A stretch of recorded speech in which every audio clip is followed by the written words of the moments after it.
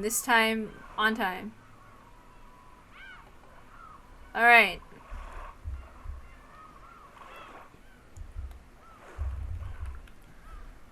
And time to load. Let's continue. We might have to do a couple of save overs. Hold on, I have to.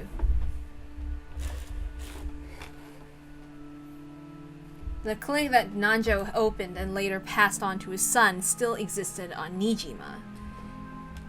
This aged doctor was Nanjo's son, but the atmosphere about him was very different. I'm truly sorry to say this after you've come all this way, but I have nothing in particular to tell you. Nanjo's son said that very indifferently. After the accident on the island that was taken up by the broadcast in the most indiscreet manner, even my father, who was Mr. Ushiromiya's doctor and friend, was focused upon by many with wholly regrettable interest. All of it was without proof, and they even managed to defile all my father's previous achievements. I still feel a great deal of resentment because of that. I think that's understandable. The same thing happened to me. I had to put up with it constantly since I was 6. True. My apologies. The doctor finally remembered that Angie was also a victim who had been exposed to the same curious eyes that he had been.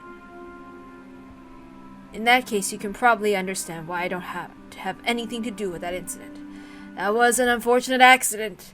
The only ones who want to make a fuss about being a crime are those irresponsible TV shows and magazines. I am more than fed up with their attitude. Nanjo had been bathed with the intention for being one of Ushiromiya Kinzo's few friends.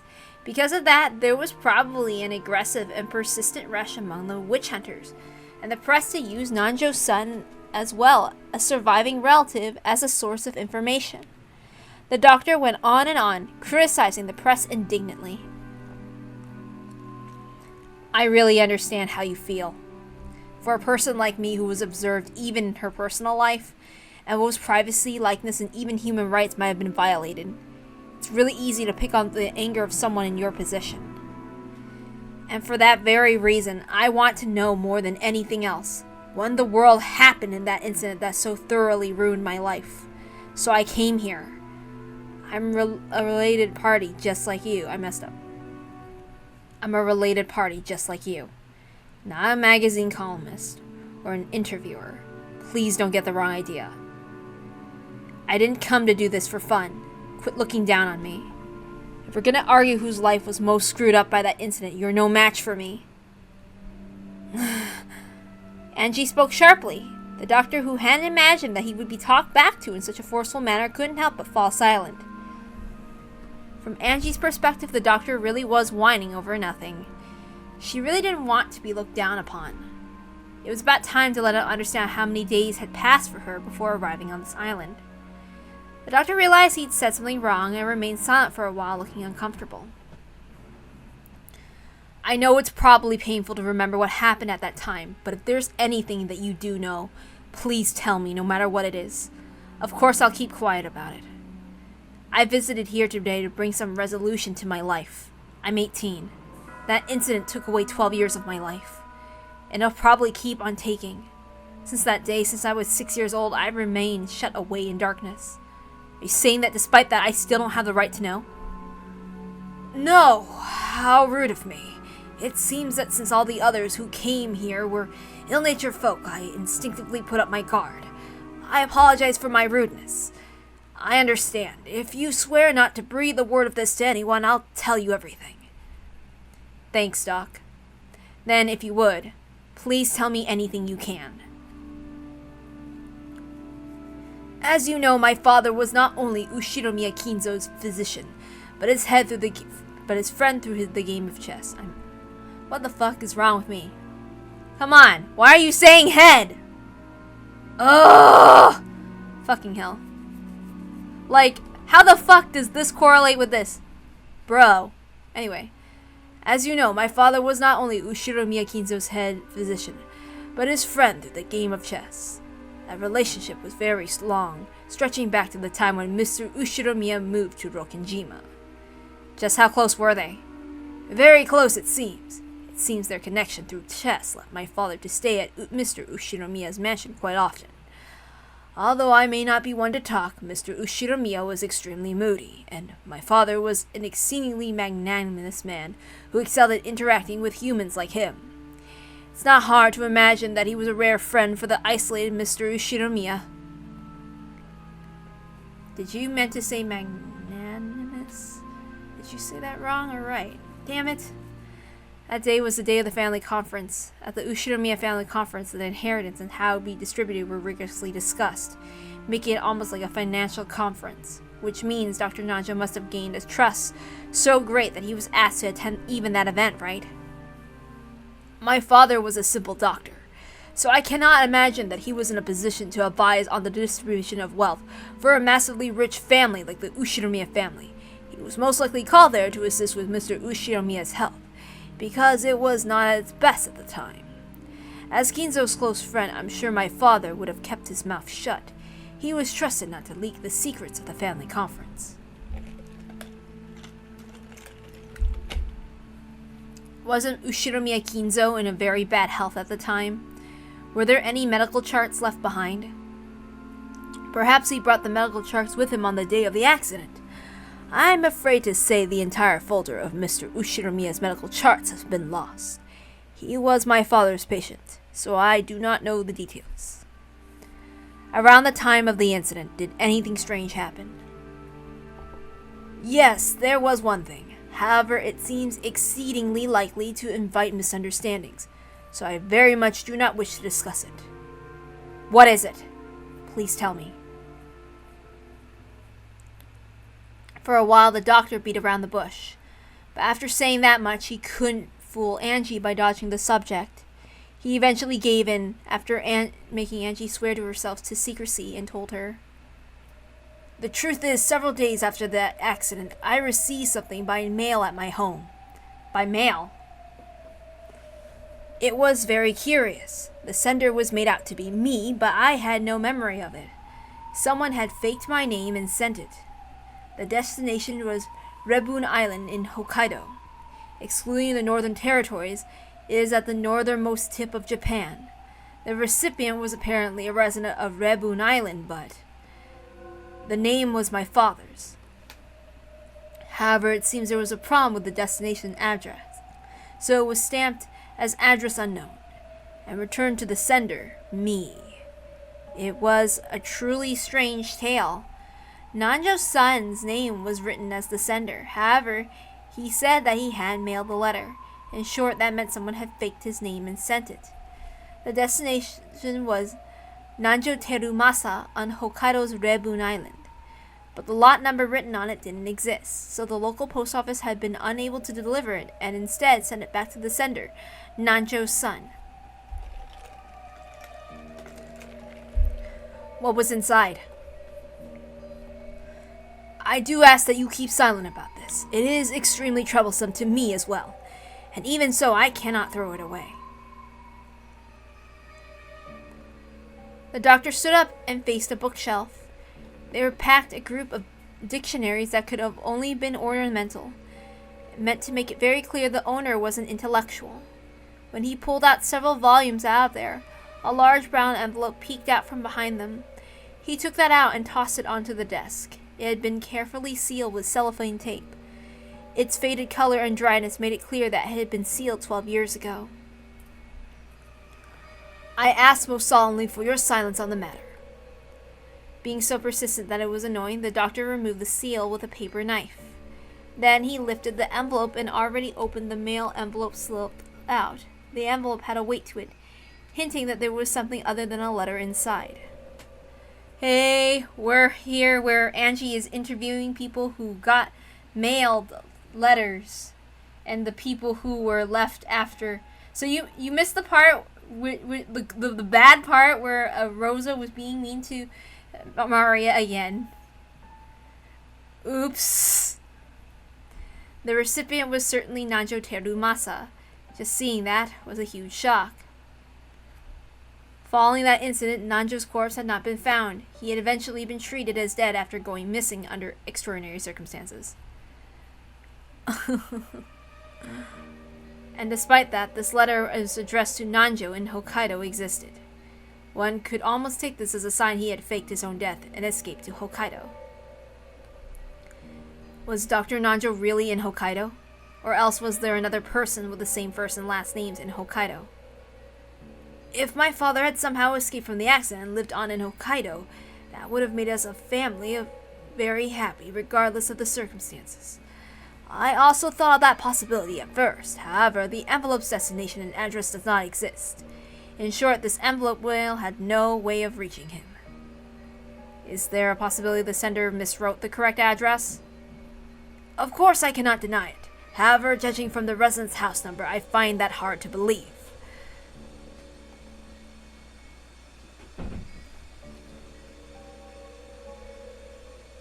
Oh. Yeah. Ugh. Hokkaido, Rebun Island, Rebun County, Rebun City. 1, 2, 3, 4, 5, 6, 7. Up until Rebun City, it's fine, but I just couldn't wipe away the feeling that the sequential number after 1, 2, 3, 4, 5, 6, 7 was a little insincere. It felt like a fake number that a kid had made up. They probably wrote a nonsense number that clearly didn't exist. I think it's natural to assume that from the very beginning, this envelope was sent to a non-existent address to which it had no chance of being delivered. If the destination address doesn't exist, mail is generally returned to the sender. But even in the case of an incomplete address, the local post office will often curiously and to the best of its ability research to find whether the sender's intended destination exists. When they still can't find it, the mail is sometimes returned after an investigation of several days. Oh. Yes.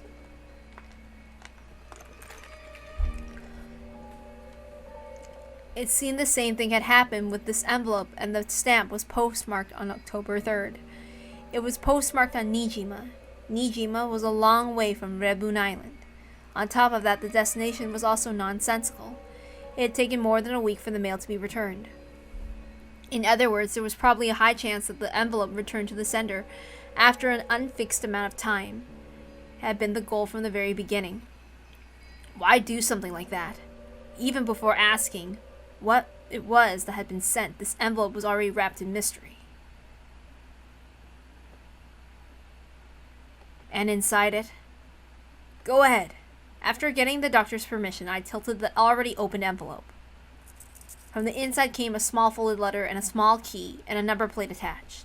Then a magnetic card slid out. A112 was engraved on the key's number plate. I didn't know what it meant. The magnetic card was pitch black and had gold characters engraved on it. Members was written in English. The jet black gold lettered card designs made it feel like something very high class, but of course, I didn't have a clue what kind of card it was just from that. I unfolded the letter. Its contents were extremely brief. Only the following was written. Oh look! Do you remember from episode 3 for any other future watchers or whatever? 07151129. Also written was the name of a certain massive bank known throughout Japan, as well as the word central branch. Okay, so now we know it's a bank thingy. That was all. And this is... It's a card, a key, and a pin for a safe deposit box. And it wasn't a normal safe deposit box either. It was an unsettling one, which was apparently reserved only for special clients. After he finished putting his affairs in order following his father's funeral, he had visited the bank. Pin and key and card. There was no doubt that something of great importance was kept there. He had been naturally curious about what it might be. At first he hadn't known what to do.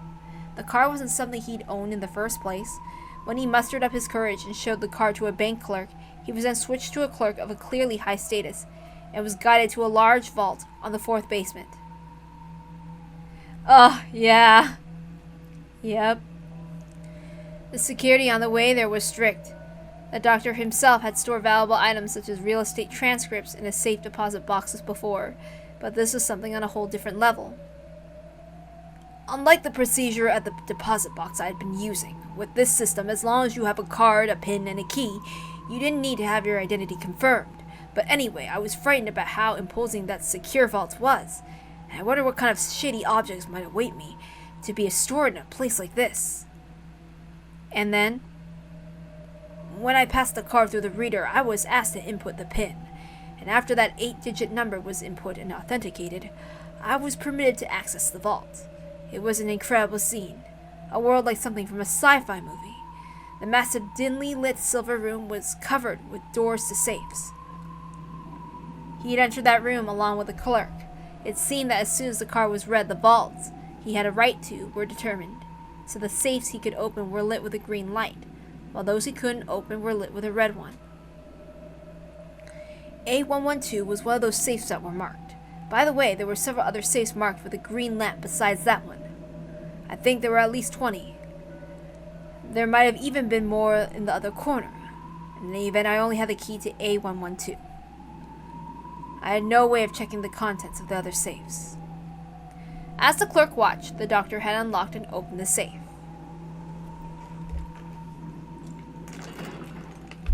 When he did, a safe drawer like a large cannon had opened, and an expensive-looking duralumin case peeked out. That was carried into a separate room where, for the first time, the clerk left. He was introduced to the contents, and the contents were cash. Cash? How much? I've heard that a pack of 1 million yen in fresh banknotes was precisely 1 centimeter thick. Since those were packed tightly in a duralumin case of such a size, there was probably 100 million in total. I don't know because I didn't count. I didn't even touch it with my hands. I realized at once, this is dangerous money. It isn't normal to store a whole 100 million yen in cash in a case in a safe like that. It's much easier to deal with if you put it in an account and turn it into numbers. When someone is unable to do that, it's clear that there's something wrong with that cash. My mind went blank and I instantly realized I mustn't get involved. So you didn't use it at all? Correct.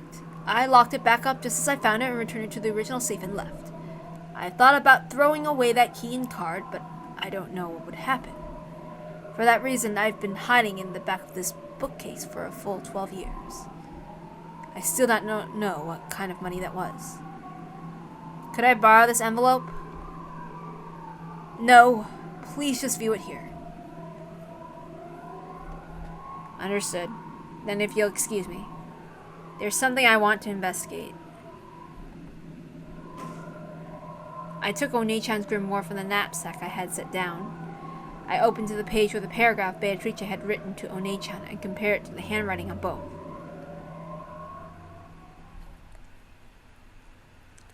There was no mistake about the characteristic handwriting. The one who had sent this 100 million yen in cash was Beatrice herself. But what is it? Something's bugging me. What is it? What could it be? Yeah, I'm pretty sure I got something like that in the mail. Hey, Ma, where'd you put that? The same envelope and contents that had been sent to Kumasawa's son, who had once lived with her. But he had been very busy in the days since and seemed to have forgotten about it while running all over the place. However, its strange contents had apparently stayed in his memory. He remembered as soon as Angie mentioned it to him. After a bit of a wait, his thin-lipped wife found the envelope, complaining he always forgot where he put things right away.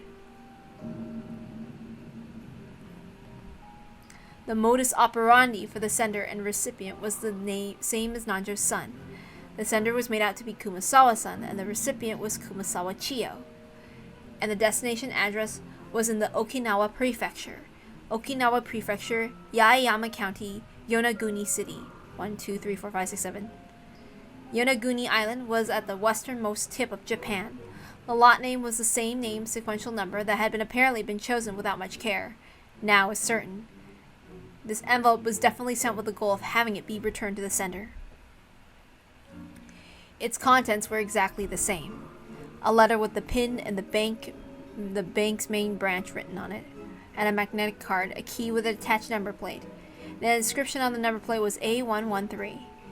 The plate number right after the one on the key had been sent to Nancho. Most likely inside the vault was the same as the duralumin case packed with 100 million yen in cash.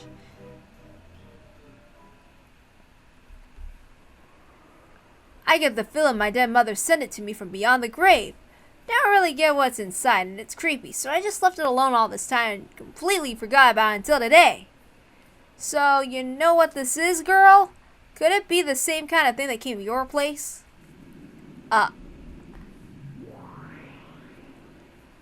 What is it, Angie? Uryu, is it a headache? A headache? Sorry, my head hurts. I've got it, I know. What do you mean you know? You don't mean this envelope came to your place too, Angie? I've remembered. A strange envelope was also sent to me 12 years ago. After losing my entire family, I was depressed. But it was a really strange thing to come in the mail, so I still have a faint memory of it. Oh yeah, I think you might have, It was a strange letter which I had no memory of sending, but which had me as the sender.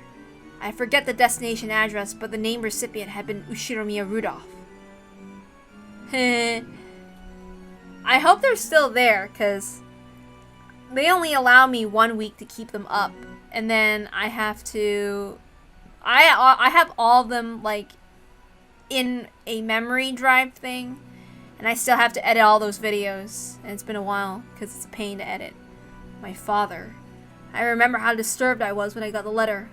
I thought it was from father and opened it up. I found a key and a card I didn't really understand.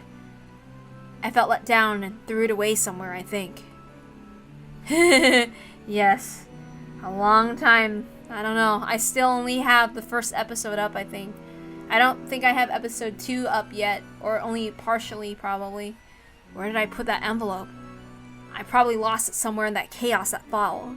By now, I have no way of checking its contents. However, I have a general idea. I'm sure the contents were the same.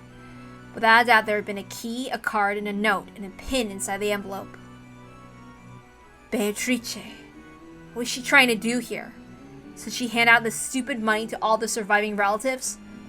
I won't forgive her for mocking them even after their deaths.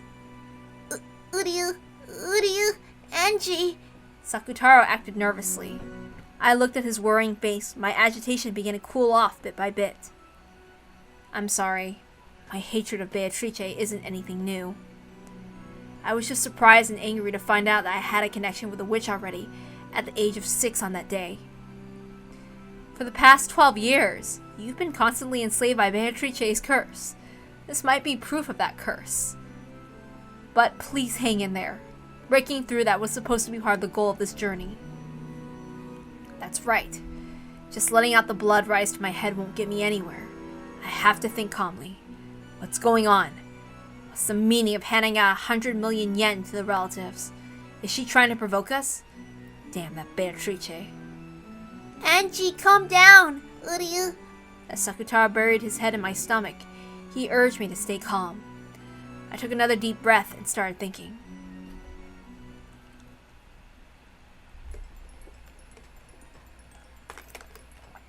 I wonder if this envelope was sent to support the theory that Beatrice was behind that crime.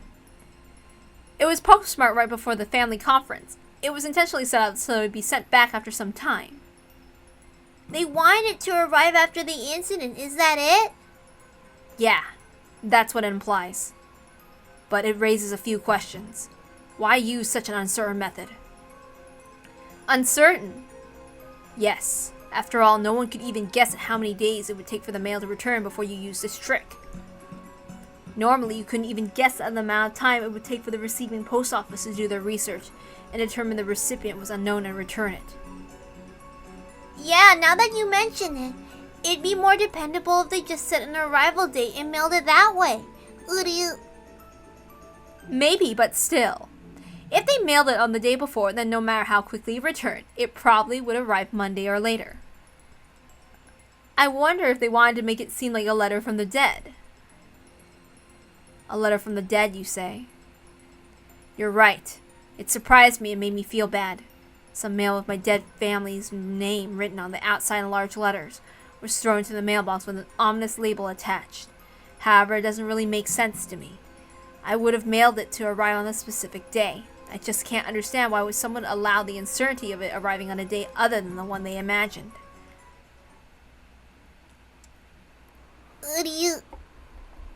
But it really does sound like Beato to me. Huh? You know about Beato? Well, I only talk with her a little. Still, I can pretty much accept that Beato would do something like this.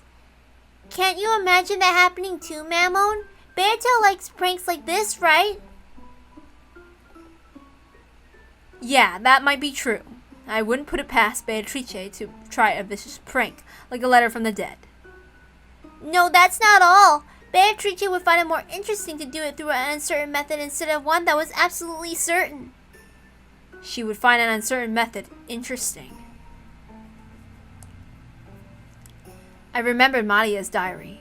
It had described playing with Beatrice very often.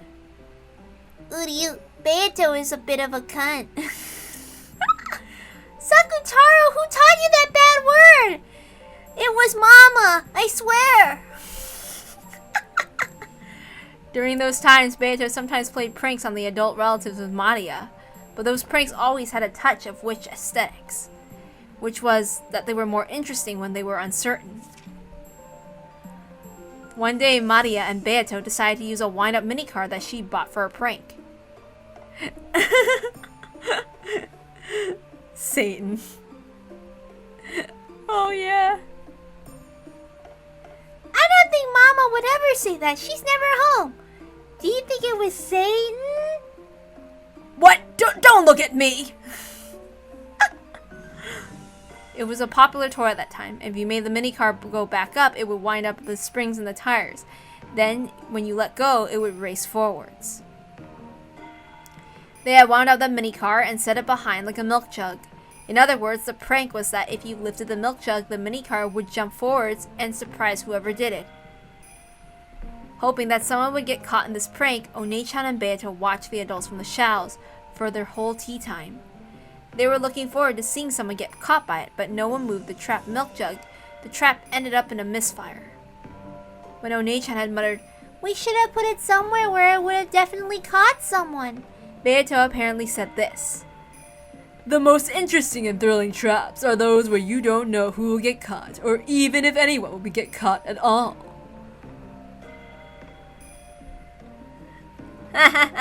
Yeah, she got censored. Satan censored. Let Satan say fuck.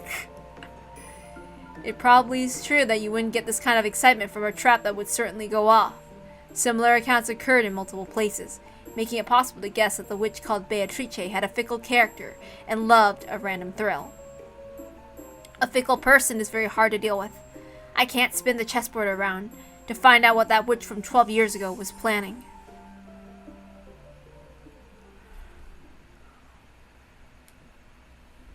As Angie examined these, her gaze darted from place to place. Then she suddenly showed interest in the wall. There, several framed pictures were hung. Many of them were commemorative photos from when the relatives of the Kumasawa family gathered or went to somewhere to play, and Kumasawa was in several. She still wore a smile that made it so that you could almost hear her light-hearted laugh. It was part of my distant memory, but I definitely remember that she was this sort of cheerful old lady.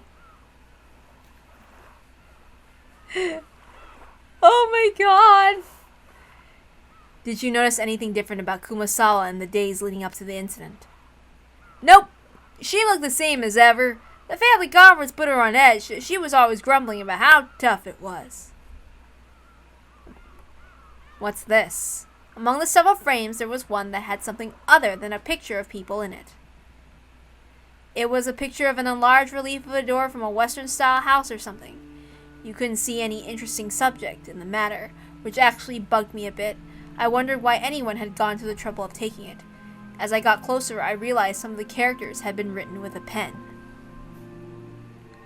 Oh yeah, that's the photo I got when Mother's belongings were distributed. I think it probably has something to do with that Legend of the Gold thing. The witch's epitaph, you mean. It was whispered that it pointed out the location of the hidden 10 tons of gold. Why is it showing this location? Oh, wait. So Kumasawa tried to solve it too, but this isn't the epitaph. It's the first time I've seen it. Oh my god. There was an arch above the Western-style door. That was where the relief was. English words were engraved there. That seemed to be what the picture was focused on. Oh! Oh, so they did show it. The pen writing appeared to be a translation into Japanese.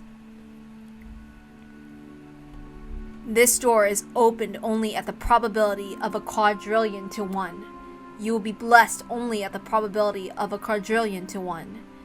I don't recognize it. Nothing like this ever shown up in the epitaph or One-chan's diary. Okay, so I believe you'd have to go back to episode 2, where Balor couldn't read the English.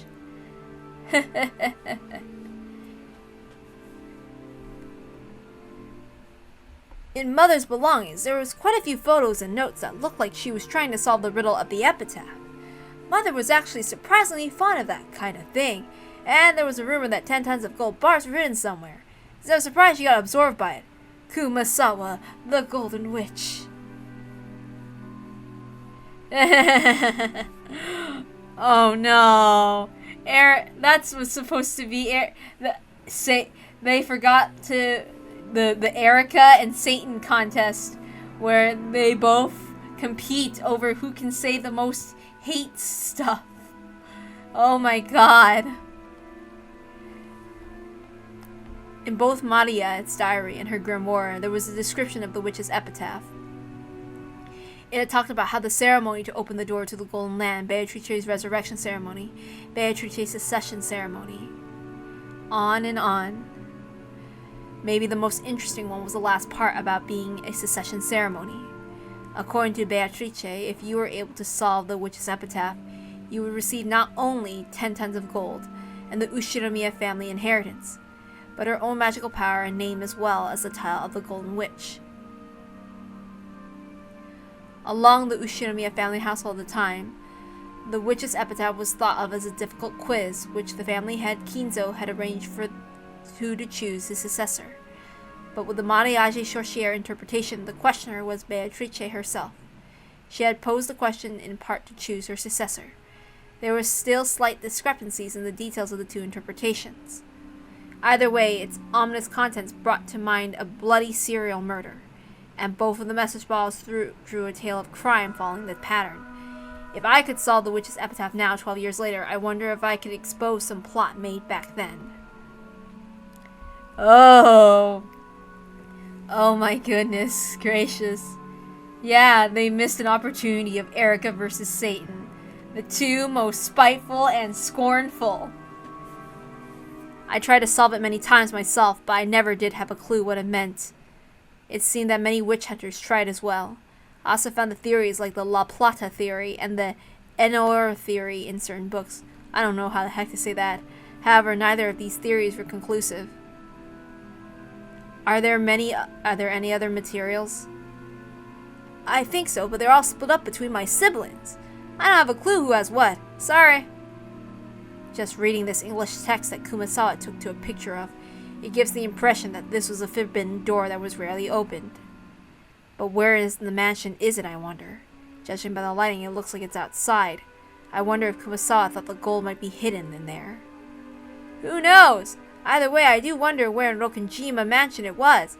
I hate to say it, but there wasn't enough money in Mother's bank account to make me think that she found the gold. She probably didn't find it after all. The Golden Witch Beatrice gave 10 tons of gold to Kinzo, which meant that the witch was the true owner of the gold. Beatrice was the owner of all the vast fortune of the Ushinomiya family. The witch holding this vast wealth had massacred the humans on Rokkenjima that day, sending large amounts of money to the surviving relatives like it was a game. Like hell, it's a letter from the dead. This is a desecration of the dead. I was once again convinced. When my family died on that island that day, they didn't go to heaven. They're being trapped by the witch even now and are being desecrated and tormented for all eternity.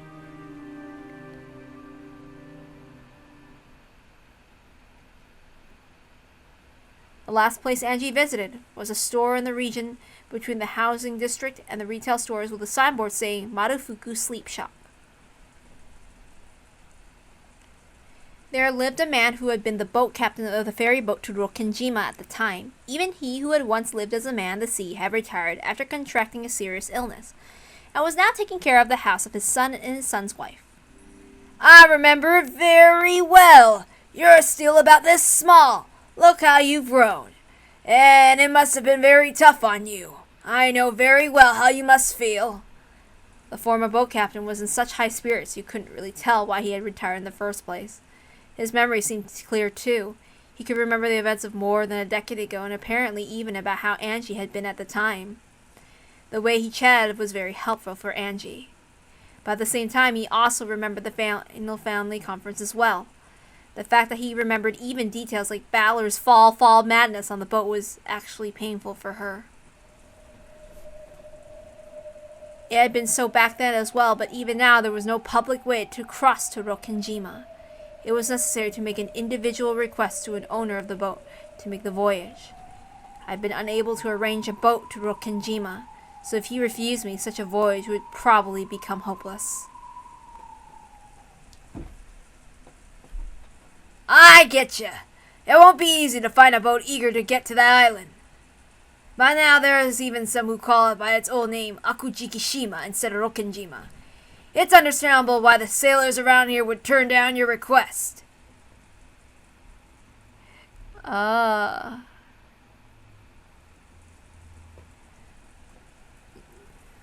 see. Oh my god!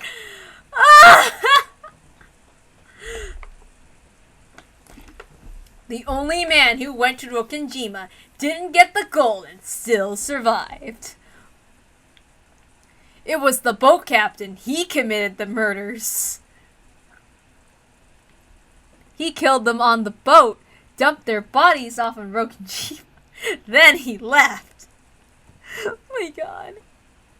From the start, fishermen had feared Rokkenjima as an island of misfortune, and because of that incident 12 years ago, this fear had reached a peak. They respected the sea, feared it, and revered it. There were almost no sailors who would try to take a boat to the cursed island. Because of that, most of the witch hunters were unable to cross over to Rokkenjima. They were limited to taking a trip around the island. Ironically, this had caused a sense of mystery surrounding Rokkenjima to increase even more, which had resulted in the propagation of the bizarre witch stories they loved so much. "Would you take me in your boat?" "Yep. They're supposed to give it back to me just for tomorrow, though it seems the engine might have been in a pretty bad mood lately. I'll knock it into shape." The former boat captain promised that tomorrow he would go back to his previous job and take his boat out to Rokkenjima. Now my method of transport to Rokkenjima is ensured. This is probably all I can do on Nijima. All that's left is tomorrow. On Rokkenjima, I'll reach the final destination of a journey that stretches back 12 years.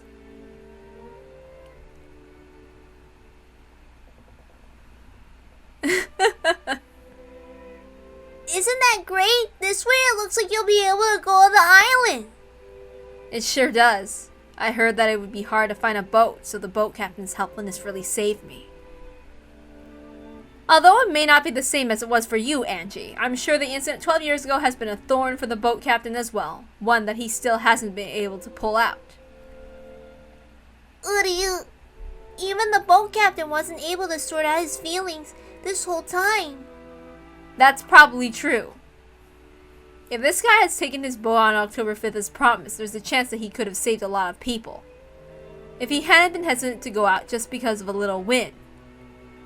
Uryu, you shouldn't say such things. I'm sure that's the pain the boat captains constantly until today. Apparently, they truly had been right in the middle of a typhoon on October 5th. According to the boat captain, he knew for certain that they'd be trapped by the typhoon if they headed to Rokkenjima on October 4th. But the family had been very persistent about the day of their conference, which had been determined beforehand. It was only natural. All the relatives had been very busy at the time. They came to the family conference only by arranging their schedules beforehand. It was probably a situation where they couldn't easily push it back to next week just because a typhoon was approaching.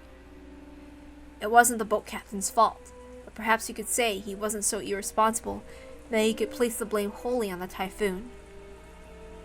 Certainly, as these two had said, there's no doubt the boat captain had been dragging the events of 12 years ago along with him this whole time. And by taking me, the last member of the Ushinomiya line, to the island, and bringing me back safely, he might be trying to find some resolution for his past. The boat's supposed to return just after noon. I'll guide you to Rokenjima after that, so we should arrive before evening. It's an island without electricity or lights. You won't be able to stay long. Will you be satisfied with landing that short? There's nothing that would make me more satisfied by staying longer. I'm grateful just to have you take me there. Yep, don't mention it. If I hadn't parted with my boat, I'd be able to guide you to the island as much as you liked, without being stingy. But it's not like I have a goal of doing something so particular on Rokenjima. So I'll be there during the evening. The evening, which straddles two different worlds of day and night, seemed almost like a borderline between this world and the next. Or possibly 1998 and 1986. It felt like the most fitting time to visit Rokenjima. It's not like I have anything particular to do there. Just staying there for a few hours should be enough for me to find some closure. At the time, there was a small knock on the paper sliding door, and Amakusa stuck his head in, tapping his watch. I nodded back and told him how I had succeeded in reserving a boat for tomorrow. That's great. It's about time for us to go. Well, I'll be counting on you tomorrow, Captain.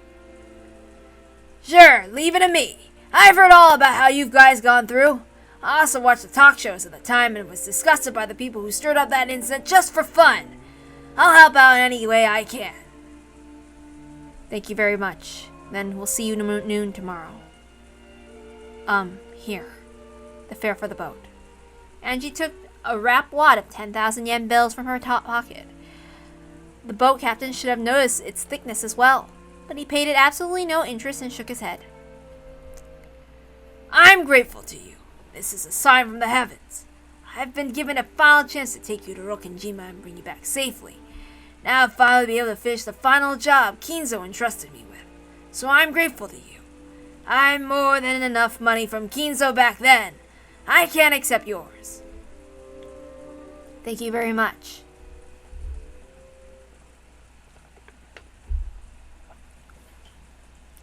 Watch your step on the stairs. It's steep. I went down the steep staircase that was the exact opposite of accessible. It was getting hard to believe there was actually chests of drawers and a TV room upstairs. Most of the first floor was a bedding store, with many futons piled up on top of each other. We weaved our way through the cramped futon shop. After consciously checking around outside, Amakusa dashed out first and started up the car. My grandchild's room is empty. I really wouldn't mind if you stayed there. As you see, we got plenty of extra futons. Thanks a lot for the offer.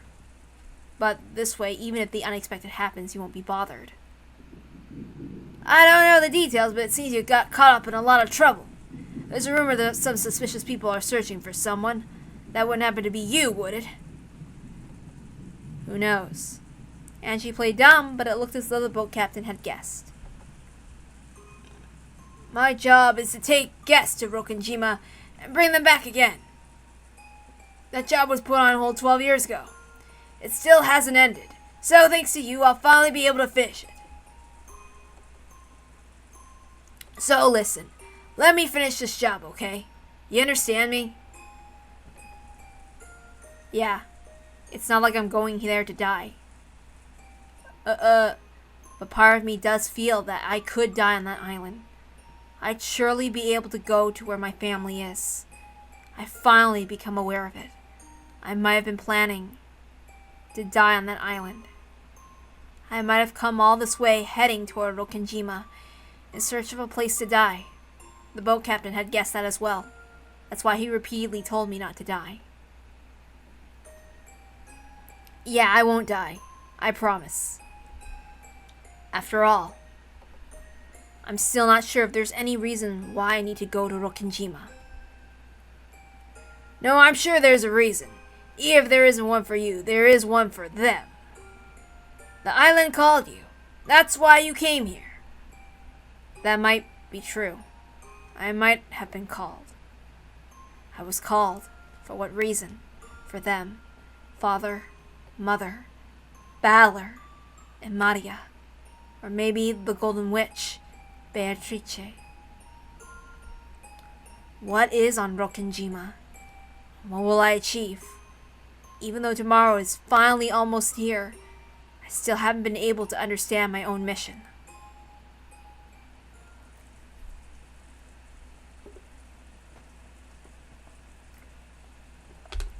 There was a sound of the car stopping in the front of a store, and a short honk could be heard. Then I'll see you tomorrow, if you excuse me. Yep. Winding between the stacks of futons in the cramped store, I was about to go outside, then my feet stopped. What is it? What is that? That? What? What are you talking about? Trembling all over, I pointed at it. But no matter how much the boat captain squinted, he noticed absolutely nothing in that direction that should have surprised me. That must mean... Impossible! Why? Uryu, Angie, what does it mean? What's going on here? I don't have a clue either. There's no way that's something ridiculous. Is this magic? A miracle? Yes, this is probably fate. Now I understand. This was my mission. Uryu... I don't have a clue. What? Shaking, I pointed into the thin darkness inside the store and froze up. What is it? You see something there, don't you? I don't see anything. What is it you see? Thank you, Captain. Everything was fate. Even me visiting this place was fate. This is the mission and the purpose that I'm going to Rokkenjima for. Angie, what is it? Something is wrong? I don't have a clue either. This girl just... Oh, wait. Sorry. I don't have a clue either. This girl just froze up while pointing into the darkness. Angie, are you okay? What can you see? Can't you two see it? It's that right there. Can't you see it? All I can see is a normal display case. There's no one there, right? Uryu, Angie, I don't know what's going on. Is this a dream? Magic? What is it? Angie? Sakutaro lifted his face toward Angie. From his eyes slid a single tear. Angie. I understand, One-chan and Beatrice. Uryu. This is magic, isn't it?